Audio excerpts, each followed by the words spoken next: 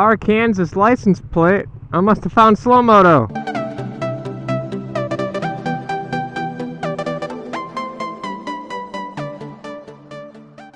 Hello everybody and welcome to another episode of... Haven't we seen that road before? What is going on? Two Clutch Army, Two Clutch Nation, my subscribblers, whatever you want to call yourselves, I don't care. Today I want to talk about what I think the best starter bike is. Oh, I thought this guy was turning. What I think the best starter bike is. And now this is a generality. I know I'm gonna get people saying everybody's different. You can start on whatever bike you want. It's all about the right wrist and how you control it. Blah blah blah blah blah blah blah.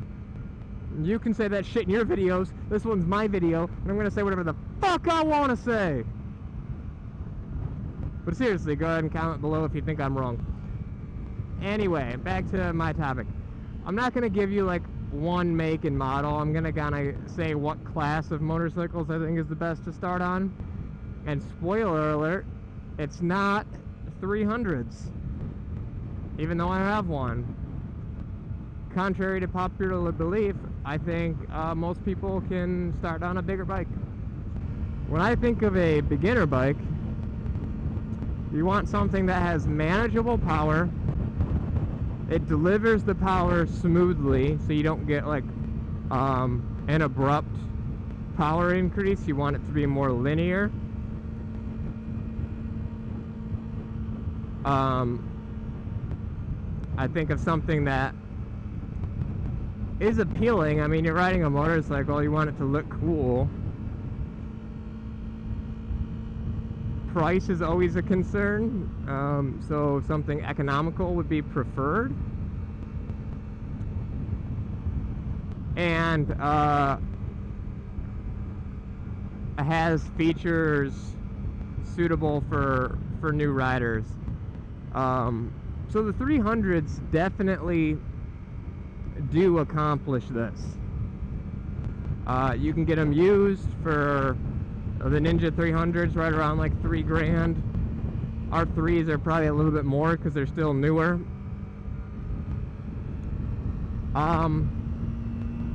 They're built for beginners for sure. I mean, the bike's not too heavy. It's going to give you definitely not too much power for you to handle for the most, you know, for 90% of the people.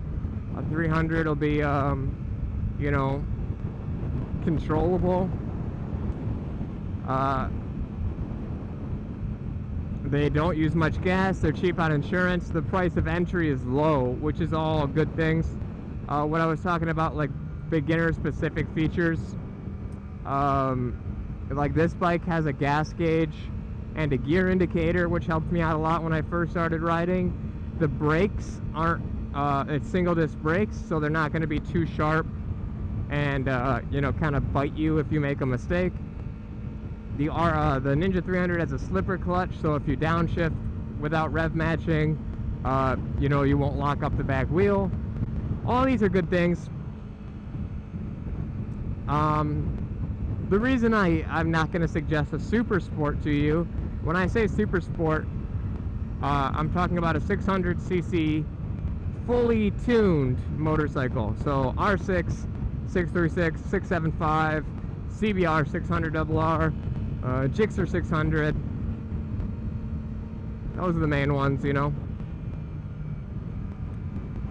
The reason I don't suggest these is the throttle's too twitchy. The power has a very distinct power curve, so it'll be tame, rocket ship, which is not what you want as a new rider. And the insurance is going to be balls to the walls. All right.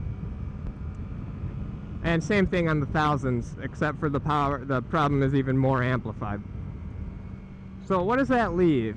I think the perfect starter bike are those 650 class and detuned 600s. You know, those bikes that are making right around 75 horsepower-ish. So you got your SV 650 that comes naked and faired, the Ninja 650, the CBR 650, the Yamaha FZ6R, and if you want to go used, all these bikes are available used, plus the slow motor machine, the CBR 600 F4i. All these are great options. And why I suggest these is they're more friendly, much more friendly than the Super Sports. So they don't make the same amount of power, but they make more than a 300 or 250.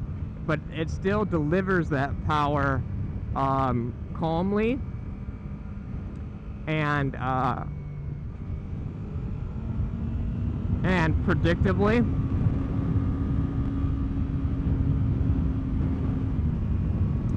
The brakes are better than on the 300, which is one of my complaints about this bike. Is now that I'm a better rider, I wish it had some better brakes on it.